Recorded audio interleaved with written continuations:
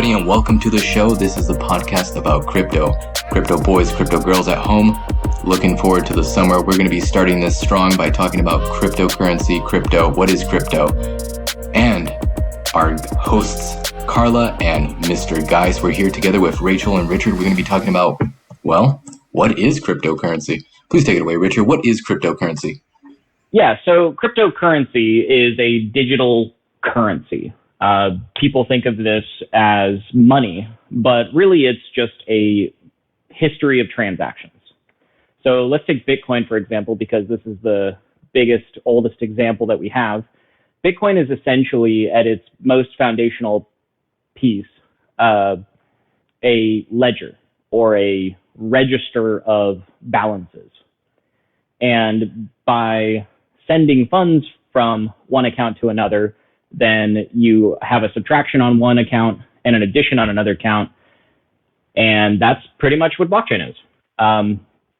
The security aspect of this, though, is that it's an infallible, perfect ledger that can't be changed, and it can't be wrong. So Tim from accounting can't fudge those numbers, right? Correct. Exactly. Yeah, I would really like to hear, maybe Rachel, would you like to elaborate on that? Like, what are some of the more intricacies of the blockchain? Yeah, of course. So the way that I kind of like to think about the blockchain is sort of as like a perfect chain of custody system. So essentially data from point A, it's like very inception, all the way to wherever it is now, that entire path is recorded perfectly. So if I had something and I was the origin point of that and I sent it to Sieg, then we would see the transaction, Rachel to Geis. And then if Geis sent it to Carla, then we would see the transaction, Rachel to Geis, Geis to Carla. And then if Carla sent that to Richard, we would be able to see Rachel to Geis, Geis to Carla, Carla to Richard, and so on and so forth.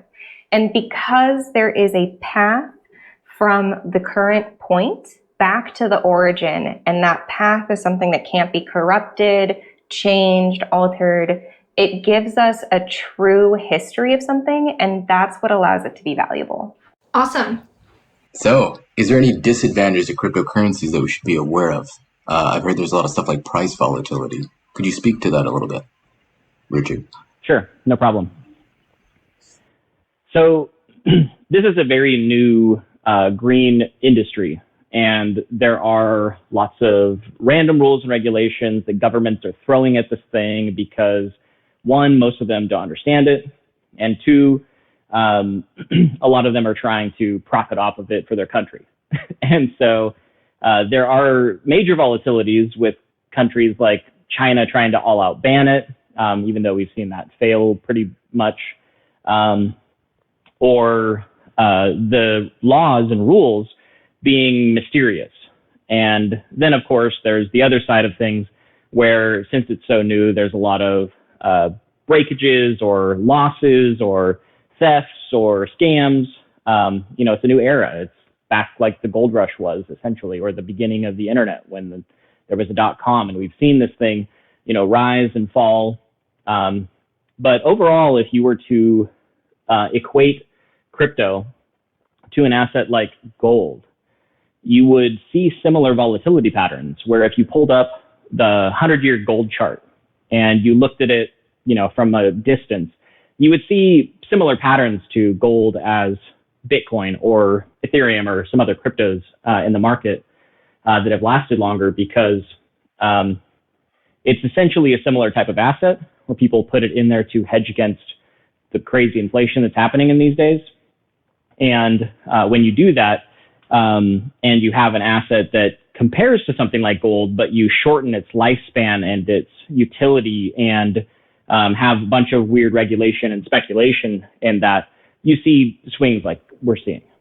One of the things that I think is really interesting about cryptocurrency is the concept of like it not being real money, because the concept of money is not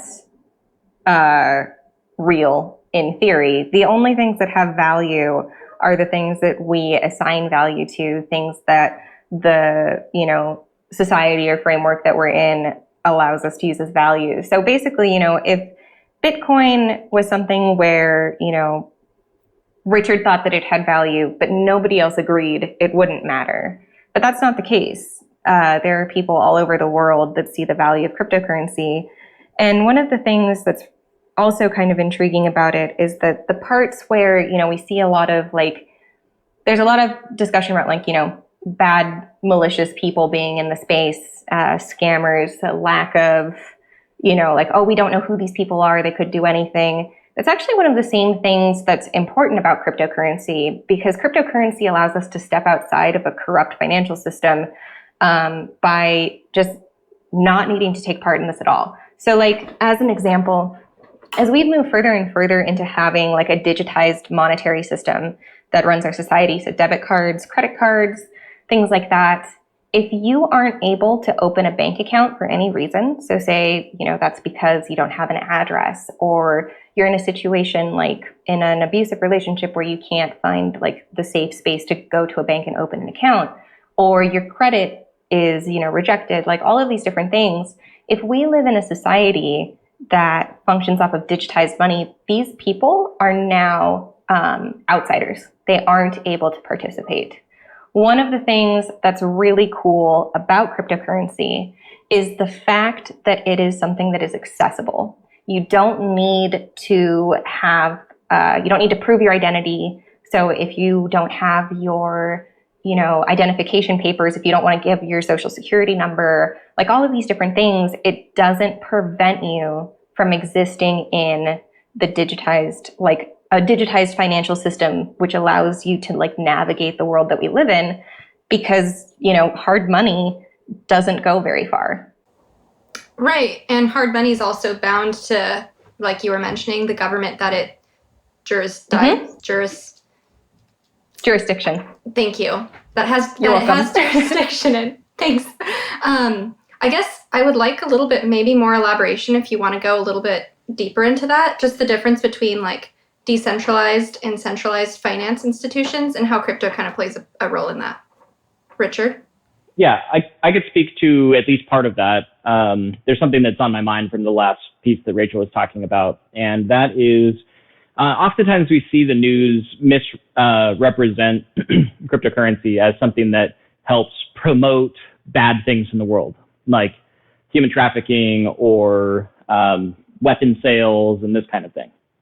But traditionally, and studies have shown that this is typically done in cash, because anytime you digitize something, including crypto, there is a trail that's left. And for something like Bitcoin or Ethereum or some of the other top chains, these are open blockchains, meaning that whatever happens to funds is perfectly visible. It is anonymous to a certain degree. Anyone could go and create a wallet and give someone an address, and that would not be tied to anything. It would just be an address that has a balance.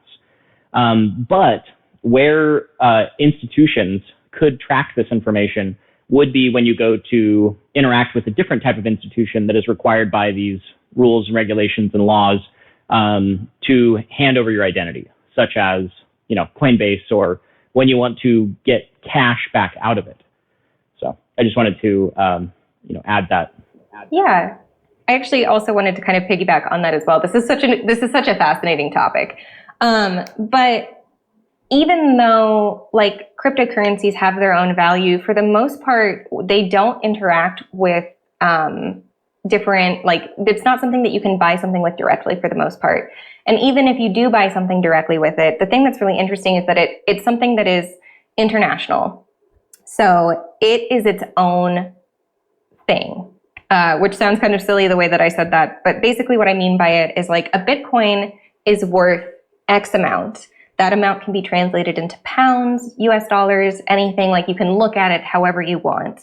But in order to actually use it, somebody eventually has to turn it into money.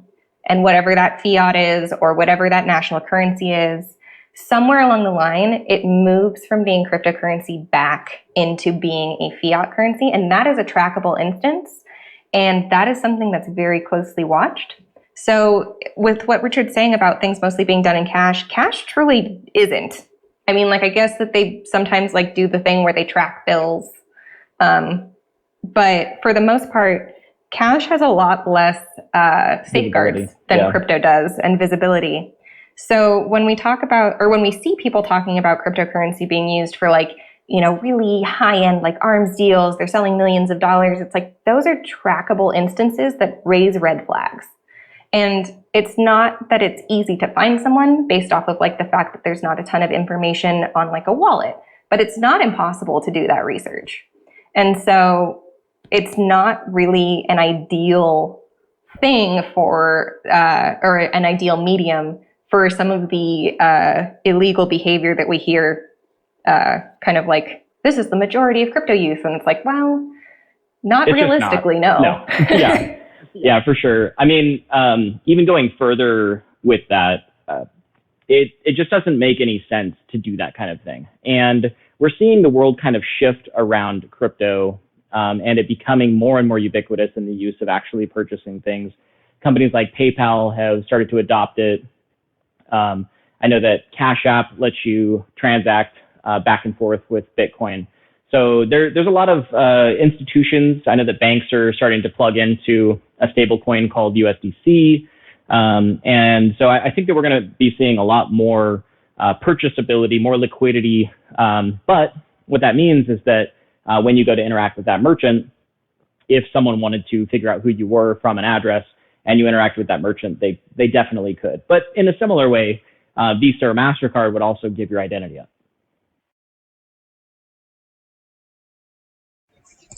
Righteous, thank you. Do you think we can roll this into what the baseline of crypto is, just kind of explaining some of the fundamental terms and other things that have been going on? I've heard terms such as blockchain. I'd like to know what a wallet is, for example. Could we talk about some of those? So maybe start from wallet. What is a wallet? Yeah, that's a great question. And a wallet is a bit of a misnomer. I wish that they wouldn't have chosen the word wallet, but here we are. So typically a wallet refers to something that you keep funds in. I'll pick up a wallet. It's got some credit cards. It's got some bills. It's got business cards. It's got all kinds of random stuff in it. And I guess in a sense, this is kind of true for some types of smart contracts, but not really for wallets. What a wallet really is it's a key. And you could imagine a box that you would go to, like a PO box or a safety deposit box, and you can use this key to open that, and the contents of that are yours, essentially. Now, if someone else has this key, then they can also walk in and get whatever's in that box. And so my wallet, even though it's right here in my pocket and has bills in it, I don't have a copy of that somewhere in the world. Rachel couldn't, for instance, take a bill out of my wallet without me knowing, because it's right here with me. Whereas if she had a copy of my crypto wallet, she could easily spend funds, and I both wouldn't know that she did or has without having to go and check or something like that. And then I also wouldn't know who was doing that. I would essentially lose everything. Yeah, that doesn't sound good at all. Okay. In which case, I heard there's the blockchain, there's blockchain technology, there's things like nodes. Would you be able to touch on what nodes are and stuff like proof of work versus proof of stake? So blockchain, we talked about that. It's essentially this kind of like open database. This open database is run on servers around the world. People can host nodes in their own home, but these aren't the same type of nodes that are holding up the blockchain typically. Nodes that are holding up the blockchain have a lot of data. They need very fast disks. They need a good solid internet connection. And so people just refer to these as nodes. There's a lot of behind the scenes stuff that goes on, but all of these nodes connect and they touch the database to each other all across the world. And they allow people to transact on it anywhere that they have an internet connection, essentially. Awesome. Okay. Now, I've heard terms like proof of work and proof of stake, like Ethereum's proof of work. Could you kind of explain some of that? Sure. Yeah. So proof. There's a lot of mathematical, cryptographic algorithms and stuff like that that are part of what makes the blockchain secure and unique. These transactions go into blocks. These blocks are related to prior blocks. And miners, or nodes, depending on how the chain functions, they seal the transactions, which means essentially solve a math problem for the blockchain. And in this process, they write data to the chain and move the chain forward. And so proof of work versus proof of stake, these are two different proofing mechanisms or sealing mechanisms that blockchains use to move their chains forward. The goal with these mechanisms is security, for one. The other goal is decentralization, and mainly decentralization of power, because that's the most important thing. For instance, like an institution isn't decentralized in any way, shape, or form. It could be spread around the entire world, but it's a single entity. So Chase Bank, for instance, they can freeze your account no matter where you are. Whereas, like if they took down the business of Chase Bank, all the branches would just close. They couldn't interact in any way, shape, or form. And the decentralized nature of the blockchain means that if power goes out in the entire country, then all those nodes go down. But that doesn't mean that the network goes down, or that people, even in that country, if they could figure out how to get a connection to someone, couldn't transact on the network. And going deeper into the actual security of proof of work and proof of stake, a lot of people talk about power usage. And the reason why I bring that up is that security is in mainly who has the most power on the network. If you are doing a staking mechanism, this means that you are taking an amount of funds and voting with those funds, or using those funds to move the chain forward. And they're hoping that enough people are spreading these funds out that not one person could get enough money to really own the network and move it forward. Now, if you think about governments here, governments have a lot of money. It would cost a lot of money to attempt something like that. But basically, if someone had enough money and they planned long enough, they could own and change the network. And proof of work, on the flip side of that, uses a lot of compute power. And these are very specialized pieces of equipment that the only thing they do 24/7 is essentially guess numbers. And it uses so much power. Let's choose Bitcoin, for instance. It uses so much power that it would essentially be the same amount of power as some of the larger countries in the world, not US or whatnot, but countries like Chile. And so if some sort of state-sponsored attack were to attempt to happen on a network, they may be able to take it down off the internet for a little bit, but it would come back. But in order to actually try to lie about the network or own the network or change the network's direction, you would have to essentially start enough very specialized equipment that required the power of an entire country to attempt to compete with the network in general, and people would see it coming and be able to fight against that. Gotcha. So, and please correct me if I'm wrong in this. This is me trying to read back what I heard. We have blockchains, and there's blocks in that blockchain, and there's a set amount of transactions that happen within blocks that nodes have to confirm. Yep. And then the difference between proof of work and proof of stake is that in proof of work, you have an energy consumption of miners solving cryptographic transactions, while in proof of stake, it's people with more money. Yep. Holding these nodes. Okay. Excellent. Okay, cool. Thank you. Now, in terms of wallets, just again, confirming, wallets is just a means of you having a key that you can see what funds are on a specific address.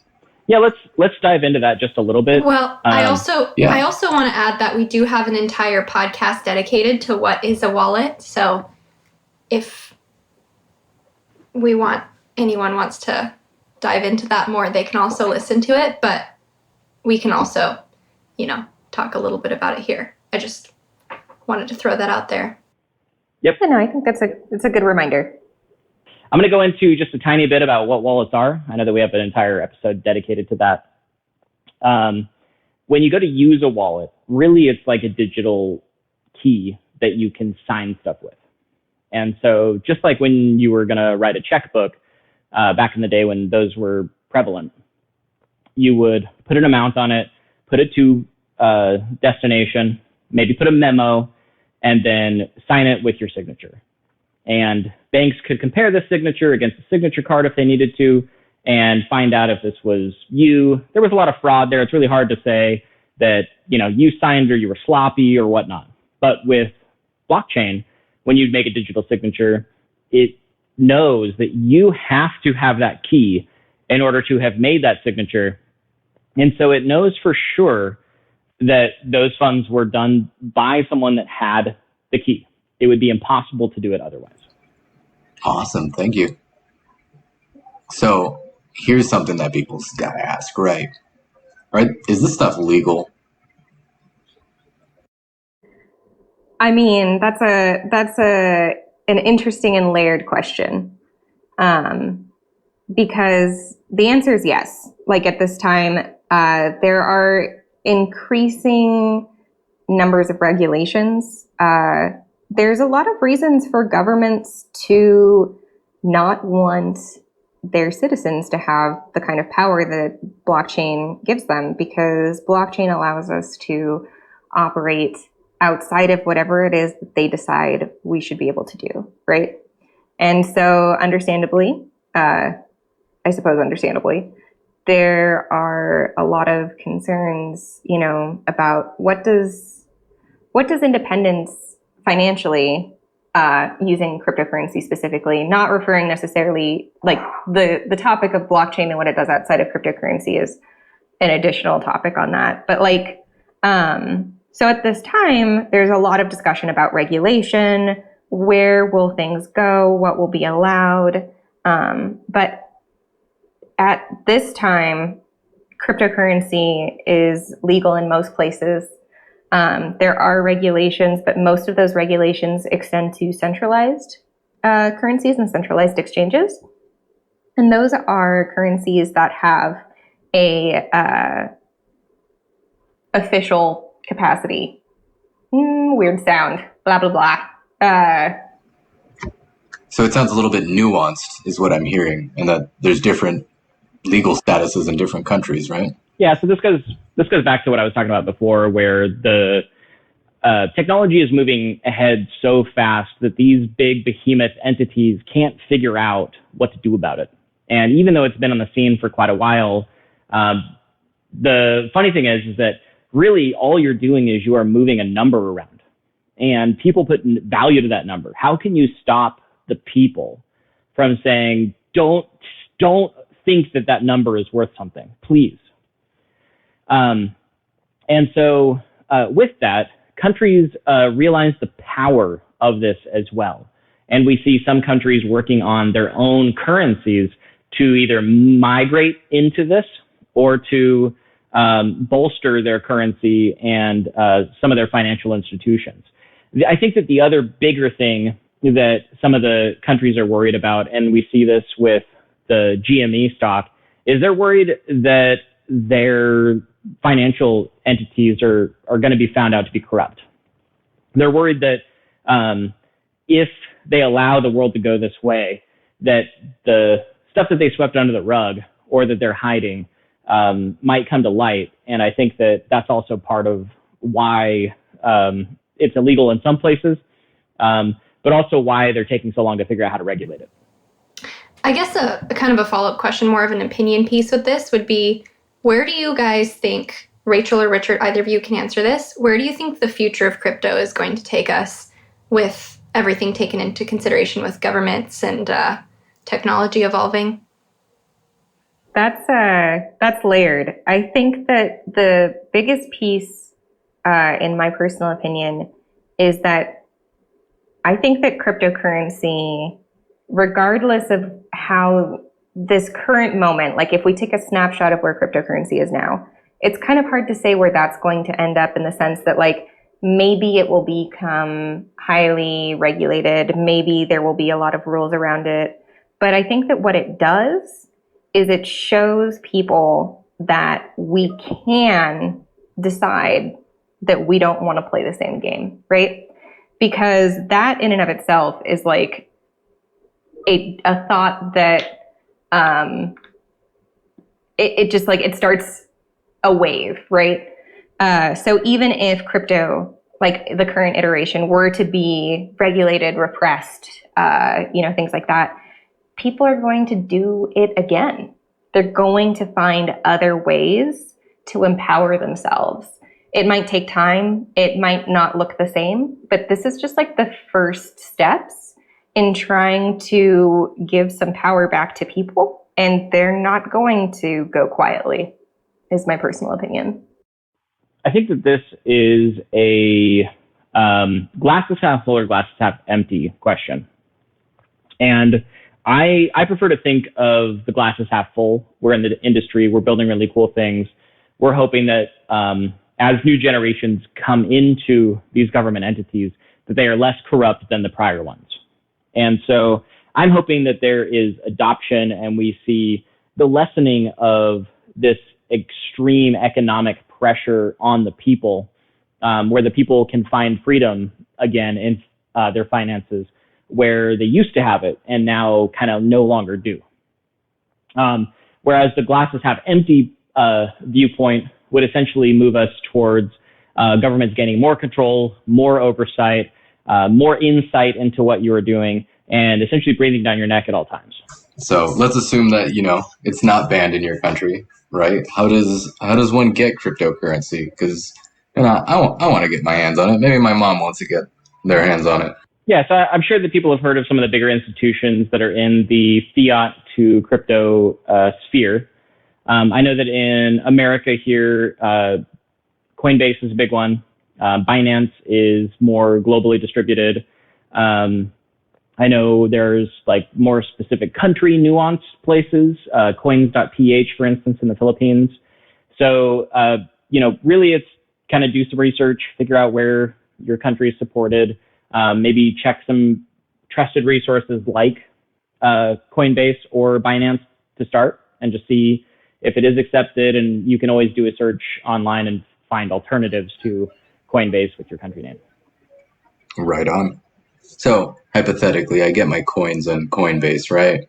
Mm-hmm. What kind of wallet is that? That's a custodial wallet, right? Yeah. So for one, let's make a distinction here between coins and tokens. So a coin refers to a native blockchain instrument. And what I mean by that is it is usually the thing that powers the blockchain. And so with Bitcoin, it is Bitcoin. With Ethereum, it is Ethereum. And you need this thing on that network to move funds. So let's go to tokens now. If you had a token on Ethereum, you would need Ethereum or a custodial wallet where someone else has Ethereum in order to move a token from one address to another on that network. So wallet. We keep coming back to wallet. We have a whole episode dedicated to wallet. Custodial versus non-custodial. If you were to go and buy on Coinbase or Binance a coin or token, they would have your coin or token. You don't have it. It's just associated with your account. Very similar to how banks work today. You log into your bank, you don't have that money. The bank does, or they've done something with it. So, but what they've done is they've kept a record for you in a plain old ancient database that is probably fallible. Most institutions are not using blockchains for financial instruments yet. So versus a wallet that you hold the key to, this is a non-custodial wallet. We are building one of those. It's going to be called Pyxis. It is a very user-friendly experience. Does a lot of functionality for you. I highly suggest it. Anyway, so where you hold the key, you have all the control. With the bank, if they make a mistake with your account or someone else makes a mistake with your account and asks them to freeze your funds or remove your funds or something like that, they can do it. Whereas a non-custodial wallet or a wallet that you hold yourself, no one can move those funds unless you were to give the key to someone else.